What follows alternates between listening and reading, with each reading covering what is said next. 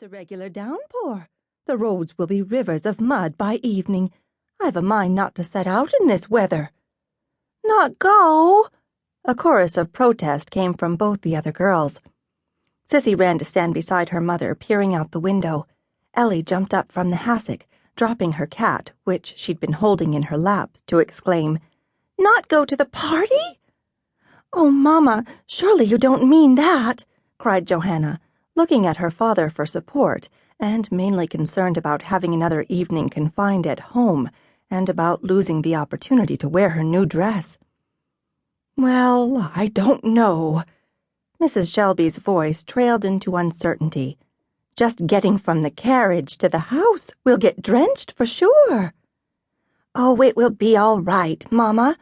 We can bundle up and wear boots and carry our slippers till we get inside," Sissy assured her. At 15, she was the practical one. "I suppose." Mrs. Shelby's voice still sounded tentative. "Please, Mama, don't say we can't go," wailed Ellie, who at nearly 11 had been promised this treat, her first time to attend a really grown-up party. "Oh, come now, Rebecca," boomed Tenant Shelby, the girl's father, who had caught Johanna's pleading look.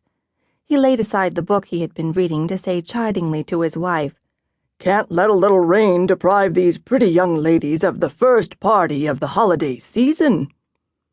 His wife gave him a cautionary look.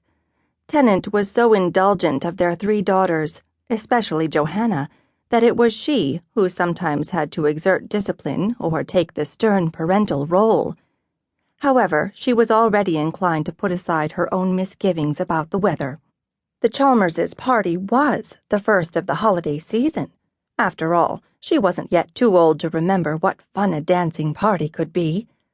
More to the point, with 3 daughters to eventually marry off, it was important that they get out socially, particularly for Johanna, their oldest, home after her years out of circulation here in Hillsborough.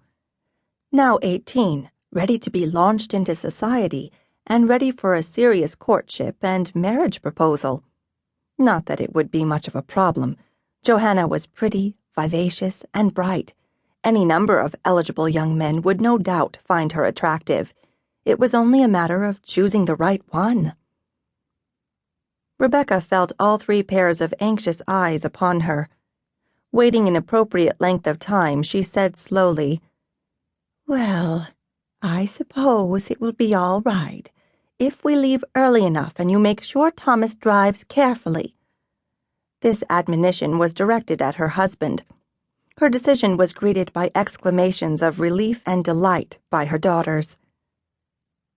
By dark, the icy rain had turned to sleet, and once more Mrs. Shelby voiced her doubts about the wisdom of venturing out over rutted roads in the stormy night. Again she was the lone dissenter, and again she was coaxed, cajoled, persuaded. Finally, at 7:30, swathed in hooded cloaks, shod in sturdy boots, their portmanteaus containing dainty slippers into which they could change upon their arrival, they were at last ready to leave. In high spirits, the 3 Shelby girls climbed into the family carriage. Inside the narrow interior, settling their crinolines, they seated themselves opposite their parents.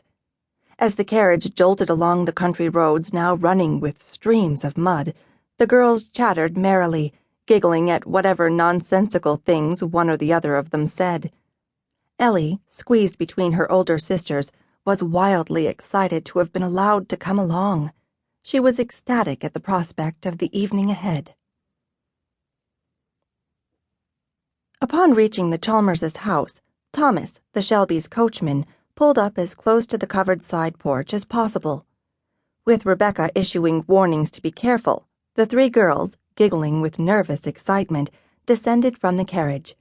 Jumping over puddles, they ran through the pelting rain up the front steps of the house, through the door opened by the jovial Mr. Chalmers, and into the front hall. The warm, candle-lit house was already filled with the sound of fiddle music, light-hearted laughter, and happy voices. Someone took Johanna's cape, and as she stood there for a minute looking about, Liddy Chalmers, her closest friend from childhood, came rushing up to her. "Oh, Johanna, I'm so glad to see you."